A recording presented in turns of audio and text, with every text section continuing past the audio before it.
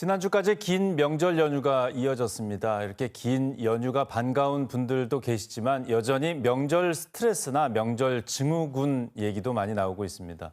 또 명절 이후에 명절 이혼이 증가하는 경우도 여전히 많습니다.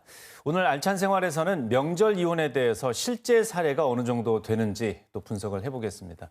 김종남 변호사 함께하겠습니다. 어서 오세요. 예, 안녕하십니까? 예. 자, 명절 후에 이혼이 급증한다고 하는데 여전히 좀 그렇습니까? 어떻게 나옵니까? 실제로? 네, 그렇습니다.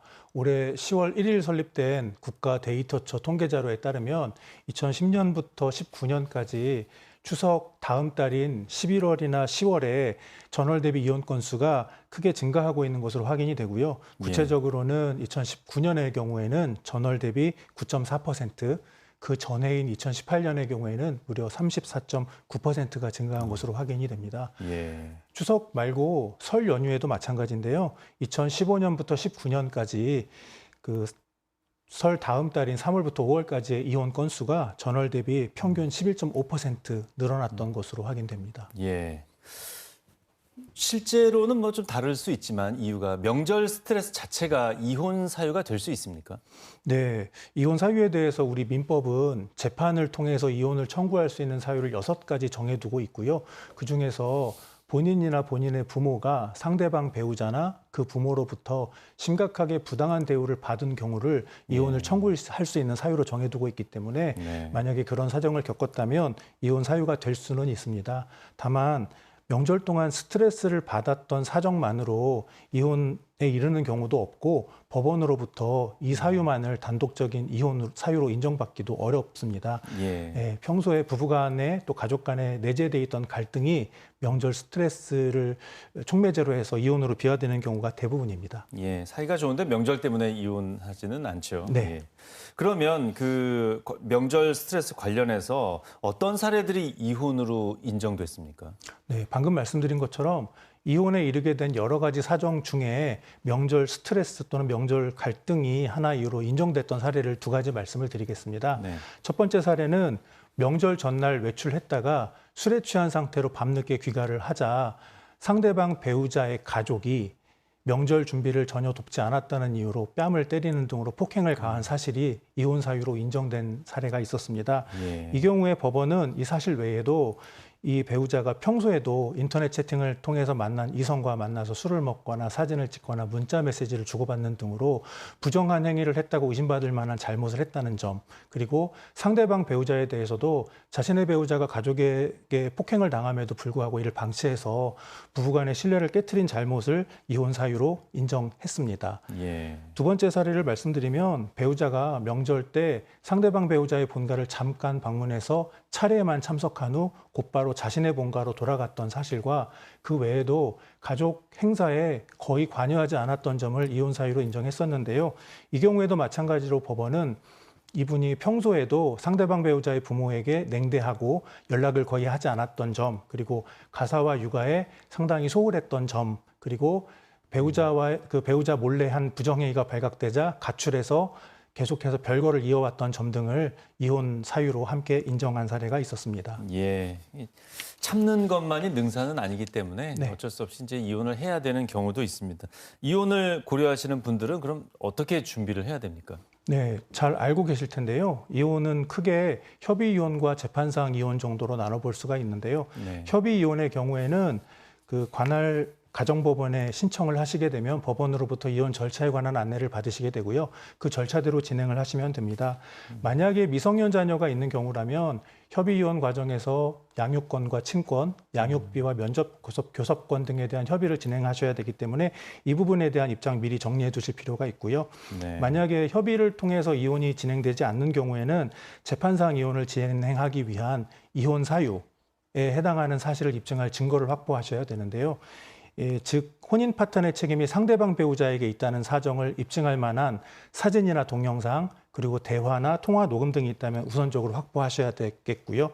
그다음으로 요새는 친족의 진술도 증거로 채택되는 경우가 있습니다. 그래서 그 이혼에 관한 사정을 알고 계시는 친족분이 계시다면 그 사실 확인서나 진술 녹음을 확보하시는 게 좋겠습니다. 다만 증거 확보할 때 주의하실 점이 있는데요. 배우자 몰래 핸드폰을 열어보거나 배우자 몰래 녹음 장치나 위치 추적 장치 등을 설치하는 불법 행위를 하게 됐다가 적발되는 경우에는 이혼 소송과는 별도로 예. 형사 처벌을 받으실 수 있기 때문에 조심하셔야 됩니다. 예, 이런 부분들은 좀 진솔하게 좀 대응해야 될 것 같습니다. 예. 네. 뭐 어떤 유명인은 확실하게 다 주고 나와서 깔끔하게 이혼하는 게 좋다 이렇게 얘기하지만 일반인은 그런 게 좀 어렵지 않습니까? 맞습니다. 예, 재산 분할이 아마 이혼의 가장 큰 쟁점이 될 것 같은데 네. 전업주부의 경우에는 이게 경제활동으로 좀 보기 어려운 사회인식이 있기 때문에 이 재산 분할이 가능합니까? 이런 경우에? 네, 당연히 전업주부의 경우에도 재산 분할 받을 수 있습니다. 그 이혼에 있어서 재산 분할의 대상이 되는 재산이라고 함은 부부가 혼인 중에 공동으로 협력하여 모은 재산을 말하는데요. 네. 맞벌이를 하거나 경제활동을 하지 않았더라도 가사와 육아에 전념한 것만으로도 공동으로 협력한 것으로 인정되기 때문입니다. 네. 구체적이고 개별적인 각각의 사정에 따라서 달라질 수는 있습니다. 다만 전업주부의 경우에 통상적으로 40%에서 70% 정도의 재산 분할을 받을 수 있습니다. 네. 이 경우에도 주의하실 점이 한 가지 있는데요. 이혼에 따른 재산 분할 청구권은 이혼한 날로부터 2년 동안 행사하지 않으면 소멸됩니다. 그래서 이 점 주의하셔야겠습니다. 예. 그리고 이제 이혼하는 과정에서 배우자가 재산을 숨긴 게 있다. 이런 것들은 좀 어떻게 확인할 수가 있습니까? 네, 이혼 과정에서 배우자의 재산을 확인할 수 있는 방법은 크게 두 가지가 있는데요. 재산 명시 제도와 재산 조회 제도가 그것입니다. 먼저 재산 명시 제도는 가정법원이 배우자로 하여금 스스로 자신의 재산을 명시하도록 명령하는 것이고요. 만약에 이러한 명시 절차를 통해서도 재산 확인이 안 되는 경우에 가정법원이 그 배우자의 협조 없이 공공기관과 금융기관에 배우자의 재산을 직접 조회하는 것을 재산 조회 제도라고 합니다. 만약에 배우자가 재산을 은닉할 것으로 우려되는 상황이라면 이혼 소송이 진행 중인 법원에 배우자의 재산에 관하여 사전 처분을 신청하실 수 있고요. 네. 이혼 소송과는 별도로 가압류 가처분, 흔히 알고 계시는 가압류 가처분 등의 보전 처분을 신청하실 수도 있고요. 네. 만약에 실제로 재산이 은닉됐음이 확인됐다고 하는 경우라면 이를 사회 행위로서 취소하고 그 원상 회복을 구하는 민사 소송을 제기할 수도 있습니다. 예. 재산 확인과 은닉에 대한 대응 부분은 좀 어려울 수 있으니까 필요하신 경우에는 전문가 도움 받으시는 걸 추천드립니다. 예.